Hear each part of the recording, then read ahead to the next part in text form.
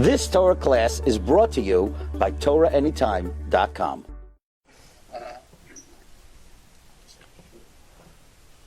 Ani v'loi malach, ani v'loi saraf. Why? So says the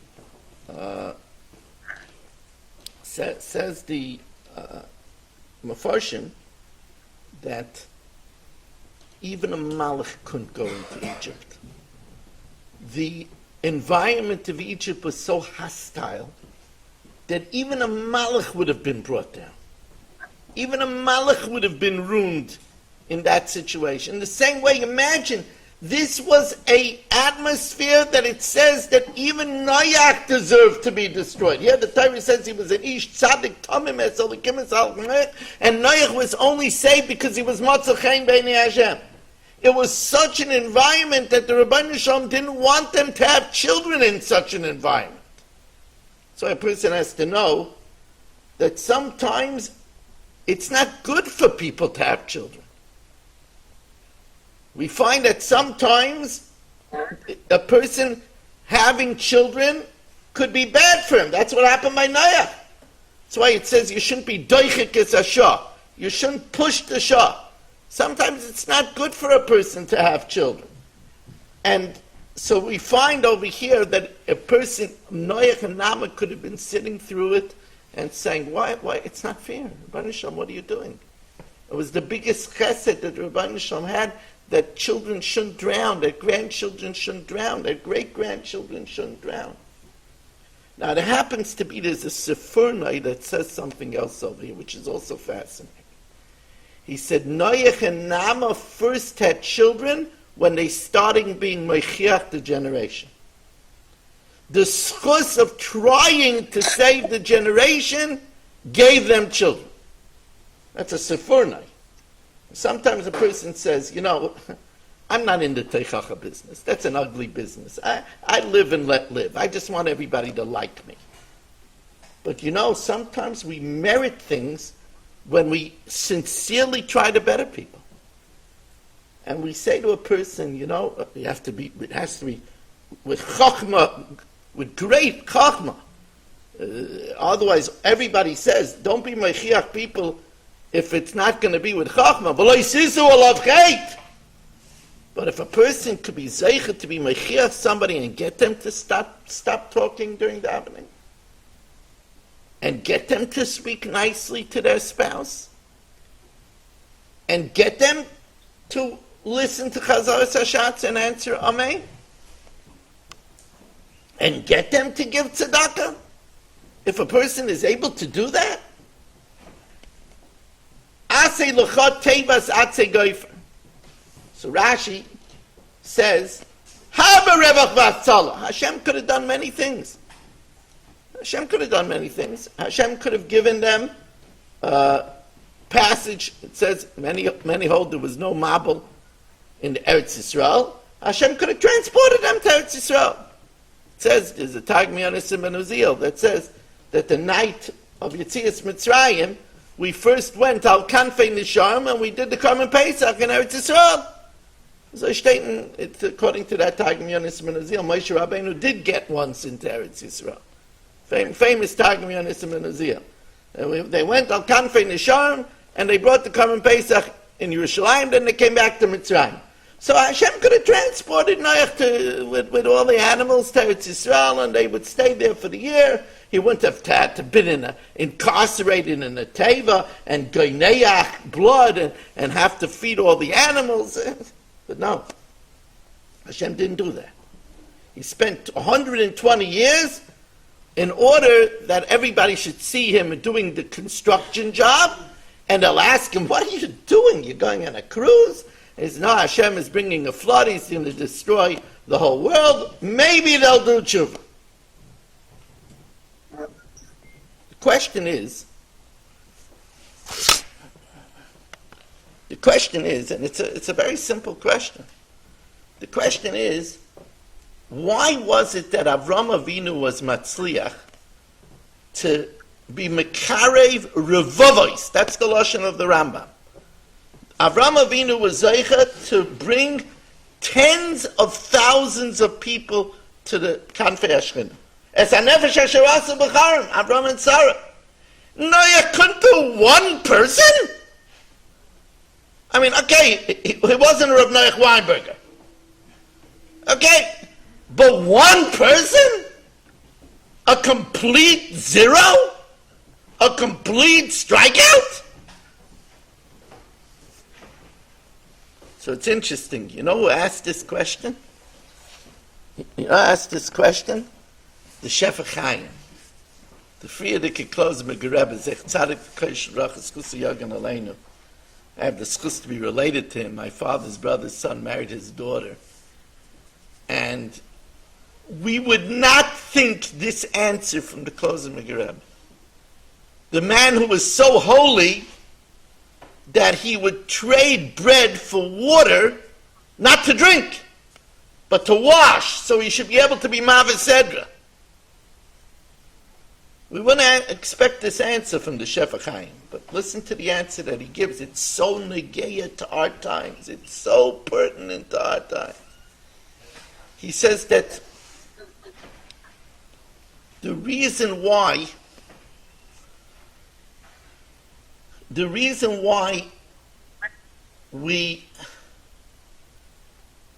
Noach didn't have Atzlach is because Noach was the Eselikimis Halech Noach. Noach was a complete Ruchani. And he addressed the people of the flood in a spiritual arena. They were so far from spirituality, they could completely not relate to Noach. Noach completely did not connect with them.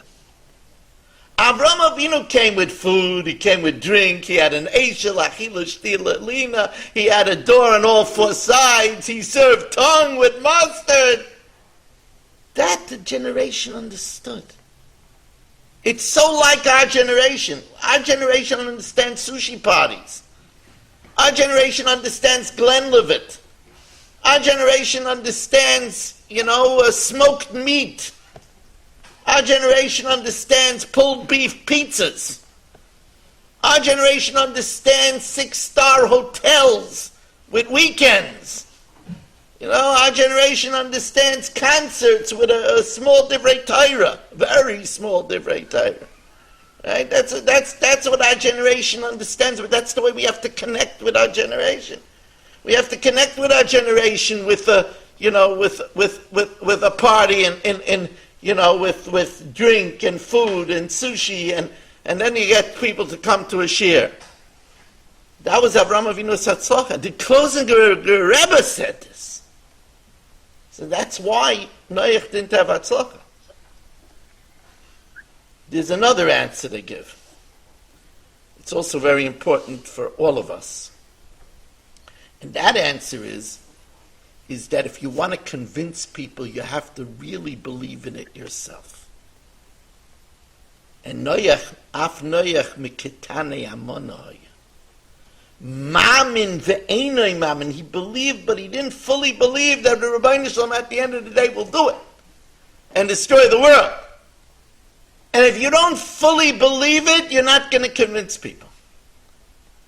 If you're on the fence, you're not going to succeed. This is a very big rule in parenting. This is a rule in parenting like no other. Many parents have succeeded in making out of their children great Yankee fans. Mamish. Because the child sees the gleam in the father's eyes when he talks about opening day, when he talks about Mickey Mantle, or Don Mattingly, or the Brooklyn Dodgers in Ebbets Field. The child picks that up. In the same way that girls see the gleam in their mother's eyes when they talk about shopping.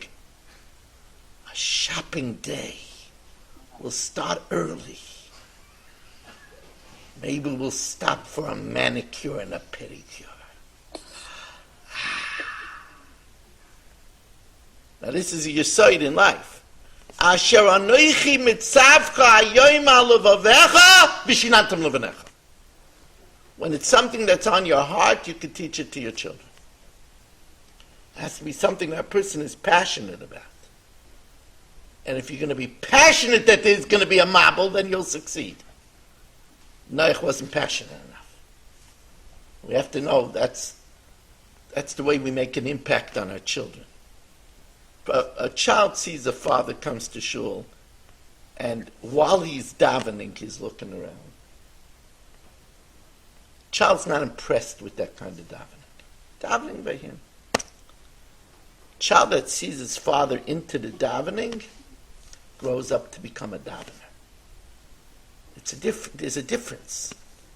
And a child that sees that a father, even if he's tired, is learning, then he scores. Then he scores.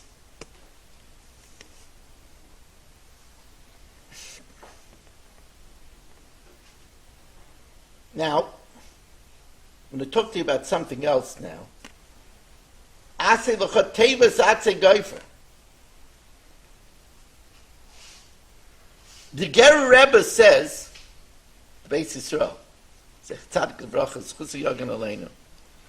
Beis Yisrael says that a person should work on saving even one neshama. Even one neshama. And he makes such a point, I never realized this. I thought about it a little bit, but he verbalizes this in such an incredible way. He says like this.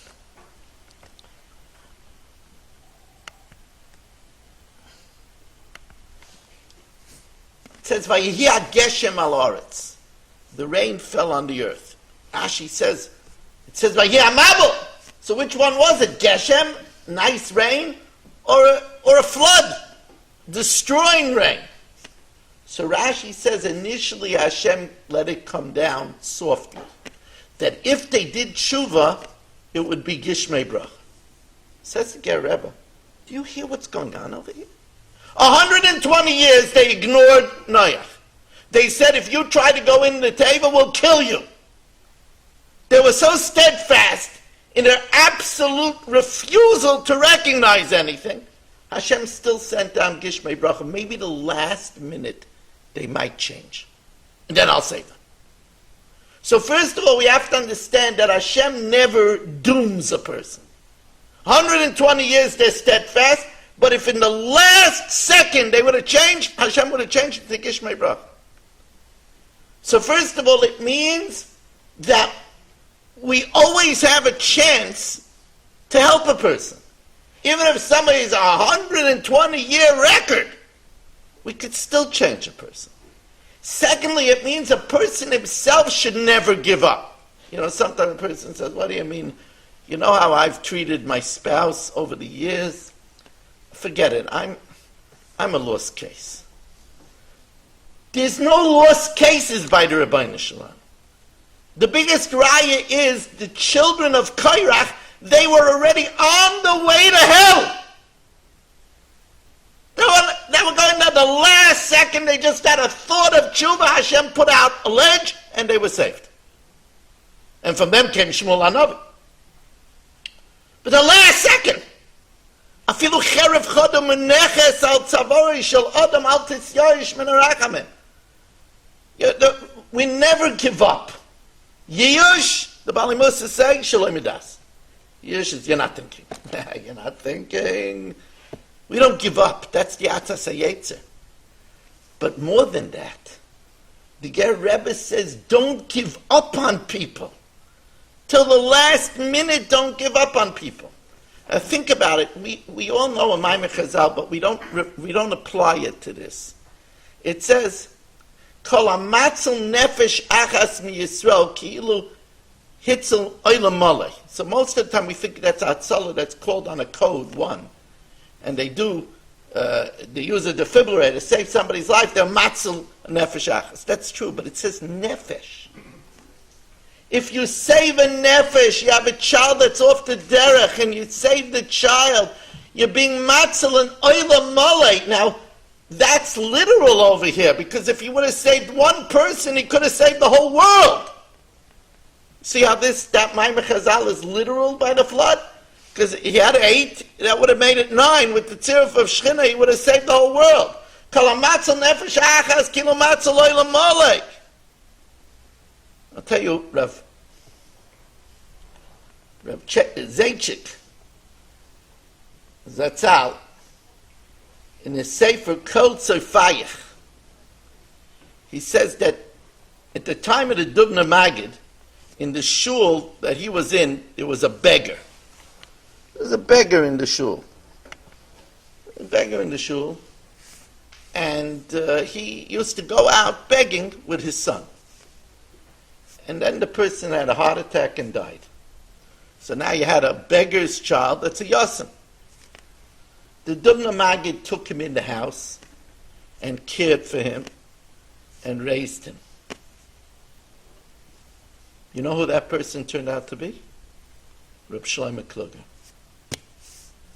Reb Shlomo Kluger, the beggar's son, who the Dubna Magid took in, says the Kol Tzofayach, when the Dubna Magid goes up to Shemayim, Hashem says to him, thank you for your 200 svarim. The Dubna Magid says, I didn't write 200 svarim. You made Reb Shlomo Kluger 200 svarim. A person brings back somebody. So many people to be metapel with now. Bring a girl back, a boy back. Then they have a family. You know what? An investment and how much that is. It's kilo matzel and oila malay.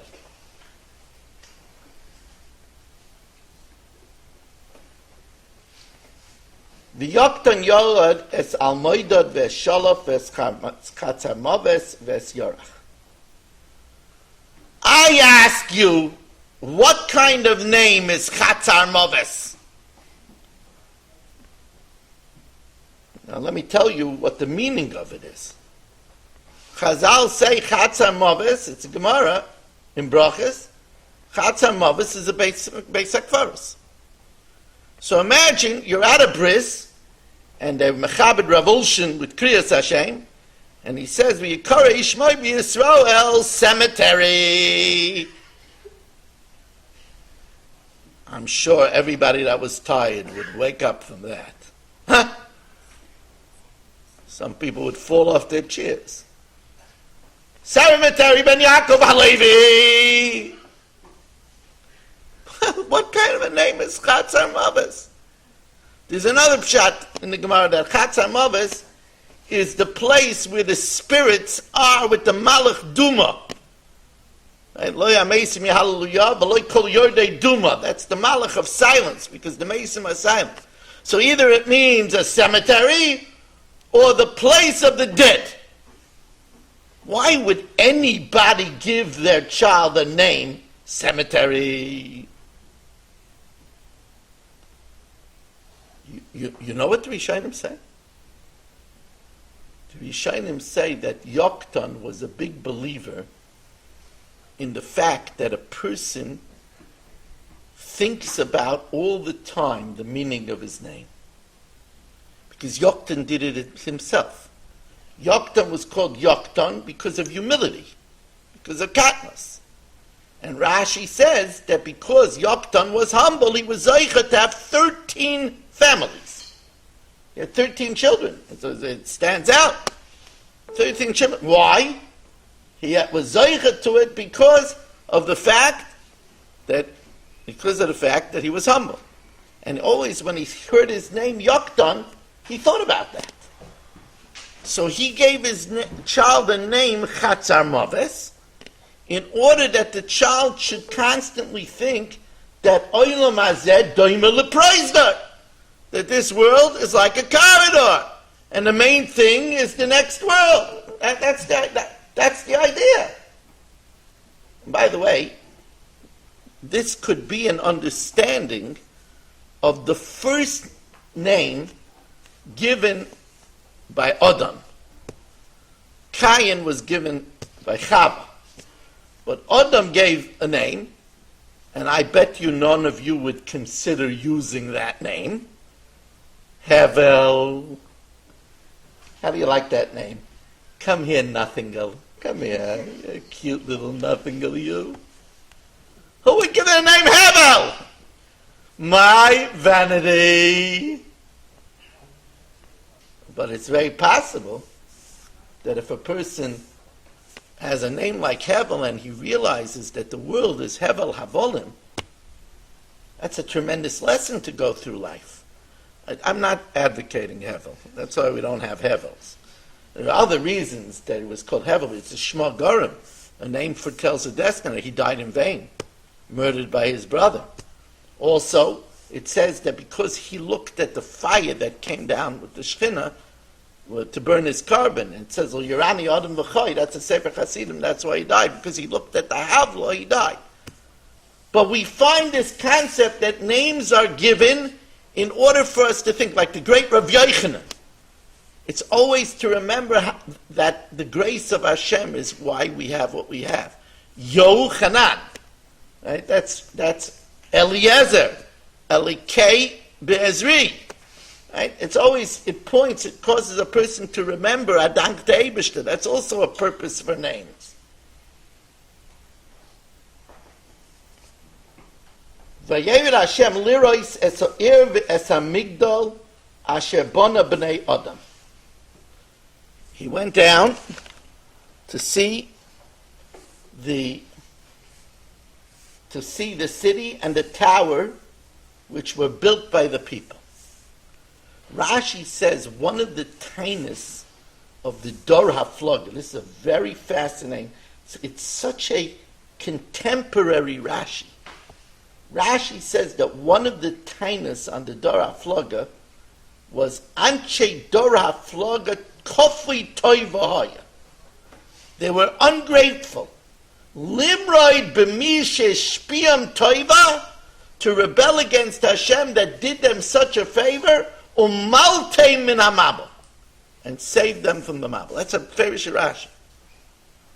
So of course this Rashi is extremely troubling. What do you mean they were saved from the mabel? They were born way after the mabel. What do you mean they were saved from the mabel? Rashi is a mysterious Rashi. You know who asked this kasha? I mean, everybody asked the kasha, but in Rav Label Katz, it's so hard to believe he's not here. One of the pillars of Psak in Brooklyn, far beyond. Generations of younger light lived with his wisdom. One of the tragedies of COVID. So Rabbi Label Katz asked the kasha. He says, "What's going on over here? They should have Hakos Hatoiv that they were safe from the flood. They weren't safe from the flood." So you know what the answer that everybody says is? They were safe from the flood because they were descendants of Noach and Nama who were saved from the flood. What this means is that I have to have a Hakos Hatoiv that I was saved from the Holocaust. Because my father, Olav Shalom, Rabbi Tzvi ben Rameir, passed Mengele 3 times. He was in selection with Mengele, Yamach Shemoy v'Zichrei l'Deirayim, 3 times he was saved. Then he survived the death march out of Auschwitz, where he could have been shot any time, because anybody that faltered on the death march was shot immediately. So I have to have a Hakos Hatoiv that I was saved from the Holocaust. My mother, who at the age of 2 came out with one of the very last boats from Budapest in 1938, not like the 400,000 people that went to their death from the Hungarian area, I have to have tremendous Hakos Hatoiv that I was saved from the Holocaust. Anyone that's a descendant of Sheres HaPleita, that's what we're learning over here. When Rashi says that there was a time on the Dor HaFloga that they didn't have a curse at time, that they were saved from the flood. What do you mean? Hashem could have destroyed the world and that's it. But he put your ancestor in a boat, and because of that you were born, you got to have a curse at time. That means all children of survivors have to have a curse at time that was saved from the Holocaust. This equation to the Holocaust also explains another idea. It says, "Vayochel Noach isha Adama, vayita Keren." It says Noach became chulin. Rashi says he became mundane by planting a vine. Rashi says that he should have planted something else. Plant an apple tree. Plant pomegranates. He shouldn't have planted first the vine. And we could understand that that time is much more aggravated if you hold that the pre of the Eitz Hadas was a grape. Because then that's already what brought ruination to mankind once. And that's the fruit that you're planting first. Well, we have to understand why Noach did it. If anyone ever needed a drink, it was Noach. Think about it, Rabbi said. Noach a year ago walked into the Teva, and there was a world over there that was magnificent. The people of the Dor HaMabul were giants. They built cities that were incredible. It was a thriving metropolis full of life. And he comes out of the Teva and the whole world is ground zero. The whole world is quiet. Nothing left. Not a house. The very topsoil is removed. Absolutely nothing left. If anybody ever needed a tranquilizer, it was Noach. Break out the Xanax. Volume 101. So of course he planted a vine. Not only that, but it says, Vayesh min hayayin, hayayin.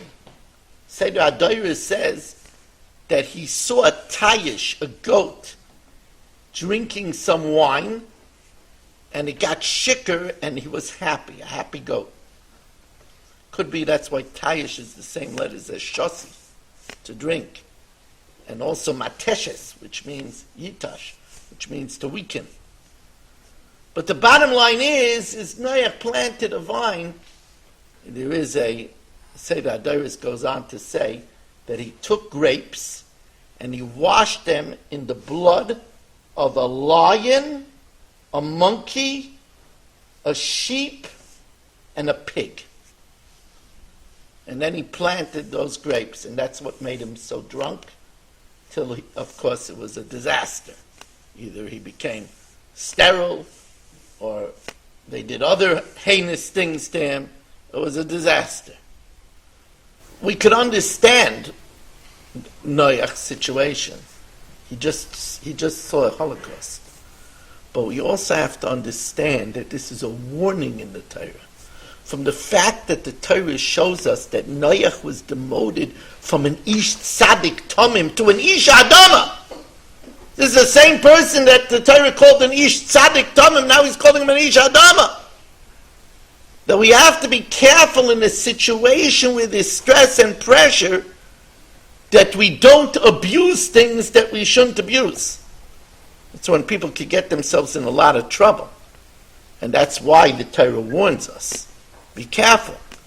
You have a tough situation, but the answer isn't to hit the drinks.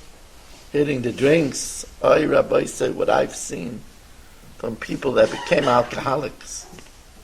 We don't hit the drugs. I'm not against when it's called for, when it's done with proper help. I'm not against a tiny sliver of Xanax or something which is being monitored and it's careful that it shouldn't become, sometimes that's necessary. I'm not talking about that. I'm not against that. That's sometimes a very wise route to go. It just has to be monitored by somebody that knows what they're doing.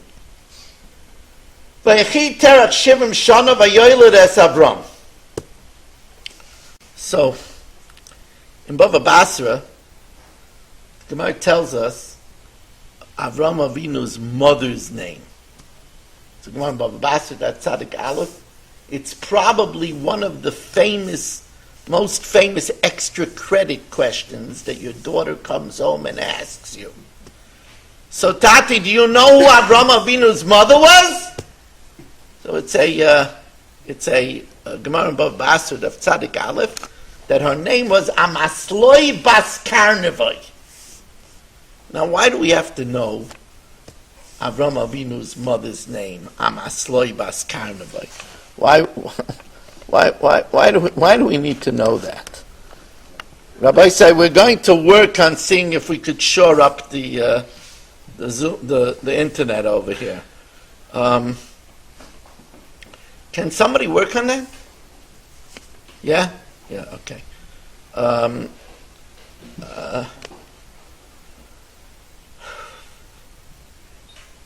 going to tell you something.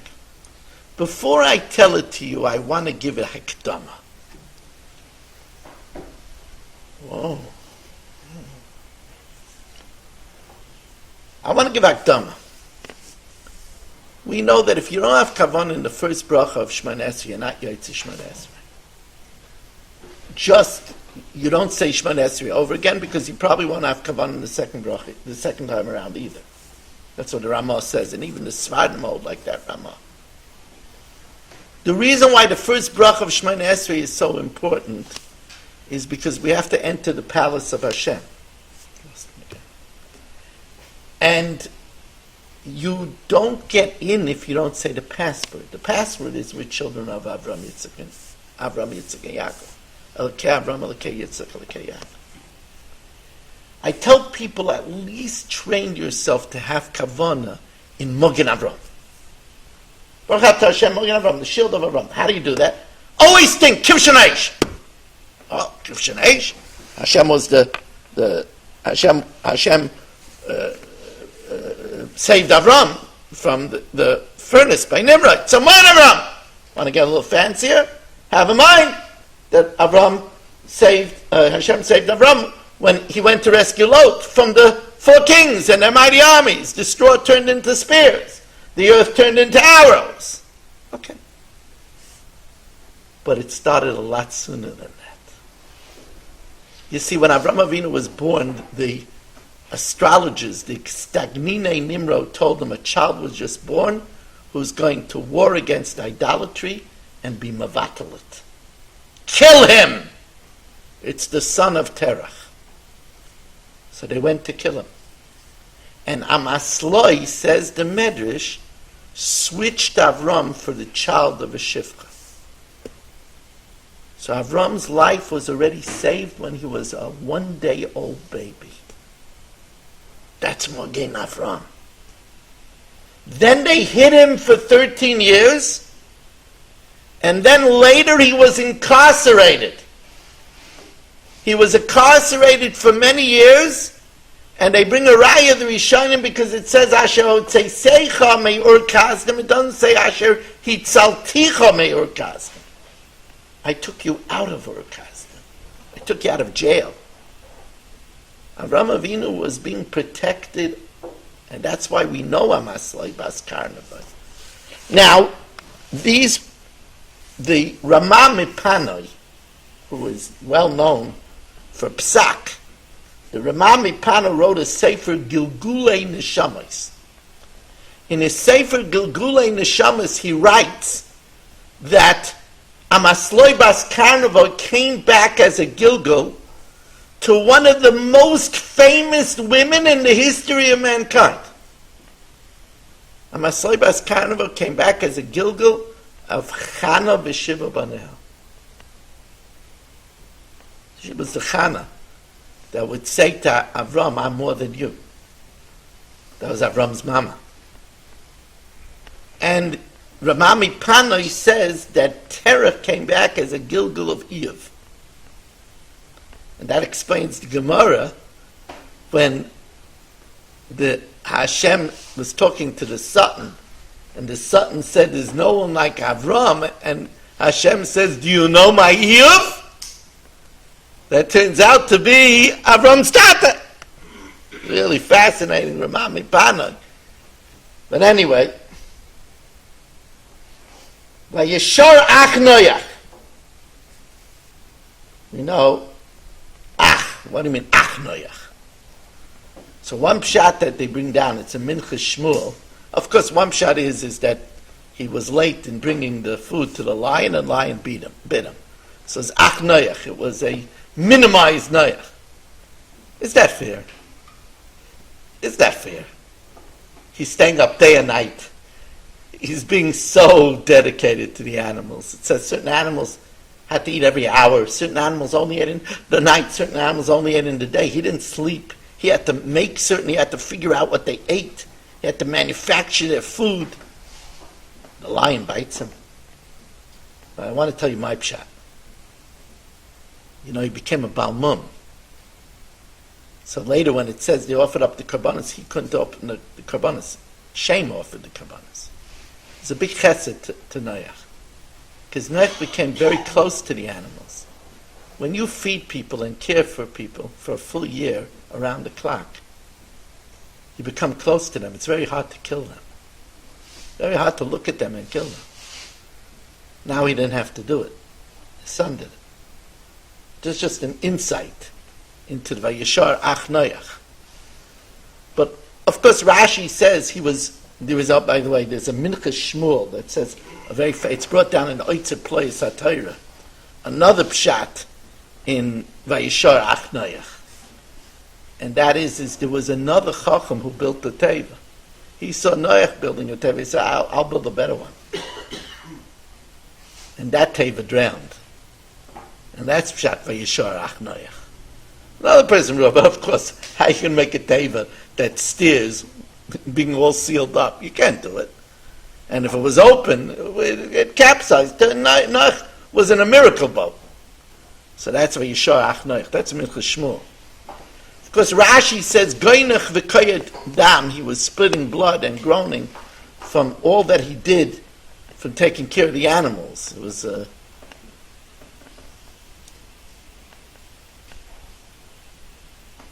we know that Chizkiah hid the Sefer Refuos. There was a Sefer Refuos with a remedy for all sickness. He hid the Sefer Refuos because people weren't doing tshuva. They were getting sick and they looked in the Sefer Refuos. He did it. It made him very unpopular. He hid the Sefer Refuos. Imagine somebody has a Sefer with a cure for cancer and he hides it. Who wrote the Sefer Refuos? So the Rambam and the Ramban say Shlomo HaMelech, the wisest of all men, wrote the Sefer Refuos. That's a Rambam and the Ramban. But the Tashbat says that Noach, I want to tell everybody on Zoom how apologetic I am. We have a huge... Okay, they're telling me over here that by next week we'll have internet. I'm sorry, everybody. Really very, very, I know it's very frustrating to constantly zap out.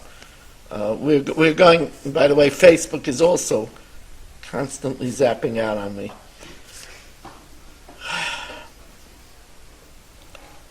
It's going to be better. It's Hashem. It's going to get better. And don't give up on us. Don't give up on us.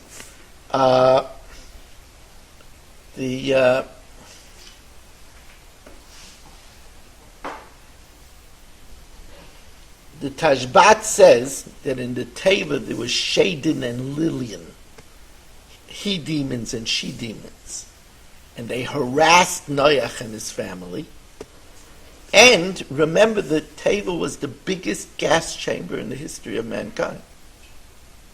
It had the fumes of every animal. Try to live on top of a chicken coop. This was a chicken coop, a rooster coop, a hippo coop, an elephant coop, a monkey coop. So it's interesting, the Tashbat says they got very sick from the Reach. So the Tashbat says that the Rabbi Shalom took one of the sons of Noach. It's interesting. He doesn't say which one. He doesn't say which son. But the Tashbat says he took one of the sons of Noach to Gan Eden and taught him the Sefer Refuos and healed Noach. Now, of course, we learn from Noach and in that famous encounter between Avram and Shem, where Avram asked Melchizedek Melech Shalom, in what merit did you survive the flood? And the answer was a chesed. Rav Kahaneman, I don't know what a tsar it is for a Rebbe. Imagine if a floor came and you disappeared, and then you came back and you disappeared, and you came back. The look at this. It's just like teasing me. Rav Kahaneman, when he was in building Ponevezh, and he didn't have the money, he told his Gaboyim that we got to build an orphanage. And they said, Rebbe, we're trying to build Ponevezh. You can't put your head into an orphanage.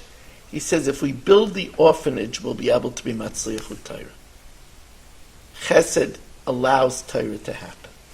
That's why it started with Avram, and then you had a Yaakov. But Olam Chesed Yibana, and that's what happened. Rav Kahneman built an orphanage, and he finished building Ponevezh.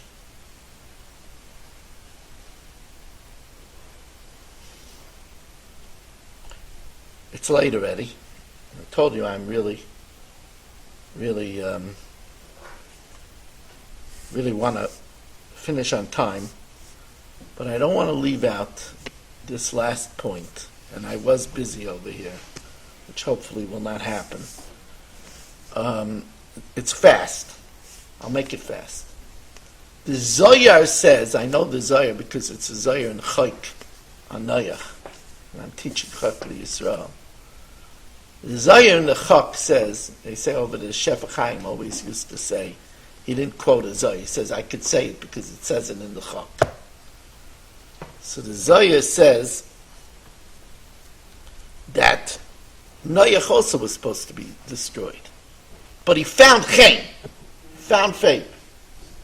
How did he find favor in the eyes of Shem? Says the Zohar, because he was Noach, because he was gentle. Because he was easygoing. Easygoing person finds favor in the eyes of Hashem. Kol sheruach habriya is noicha emenu, ruach hamakam noicha emenu. Igeres Ramban, which some people say every day, advises the first piece of advice. Your words should be benachas. L'kol adam, even those difficult people. B'kol even those tense times. That's the prescription. There's a Taisus Harash in the beginning of this week's parasha. Ela told us, Noach ish tzadik tomim es alikim esalach Noach. Nobody was as titled as Noach. He was a tzaddik. He walked with God. He was an ish, a mensch. Says the Taisus Harash, the first accolade, Ela told us, Noach. He was an ish naicha, an edel mensch. That's the biggest praise of a person. A person who is easygoing should know that's why in the shidduch market, look for an easygoing shidduch. You can't, we're not talking about lazy. We're not talking about comatose. We're not talking about spaced out. We're talking about easygoing.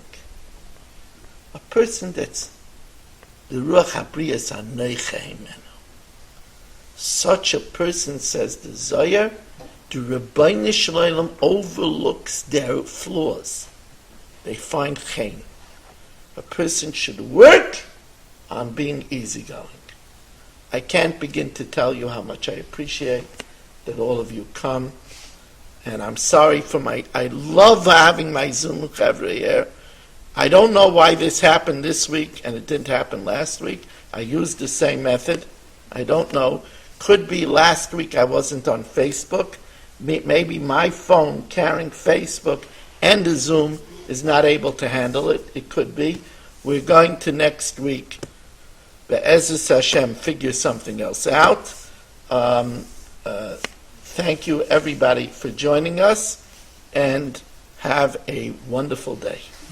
You've just experienced another Torah class brought to you by TorahAnytime.com.